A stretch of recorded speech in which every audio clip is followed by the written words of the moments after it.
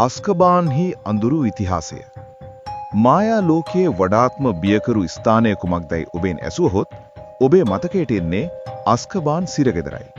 උතුරු මුහුදේ හුදකලා දූපතක පිහිටි මේ ඉතිහාසය ඔබ සිතනවාට වඩා අඳුරුයි. එක්රිස්ඩිස් සහ ආරම්භය. 15 වන සියවසේදී මෙය සිරගයක් නොවේ. එක්රිස්ඩිස් නම් බලවත් අඳුරු මායාකරුවෙකුගේ නිවහනයි. ඔහු නාවිකයන්ව රවටා මෙම දූපතට ගෙන්වාගෙන අමානුෂික පරීක්ෂණ සිදු කළා. අස්කබාන් තුල ඩිමෙන්ටර්වරුන් බිහි වුණේ ඔහුගේ මේ අඳුරු ක්‍රියා නිසා බව පැවසෙනවා.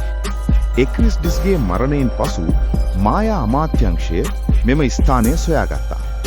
එහි සිටි සිය ගණනක් ඩිමෙන්ටර්වරුන් නිසා මේ විනාශ කිරීම අනතුරුදායක බව ඔවුන් තේරුම් ගත්තා.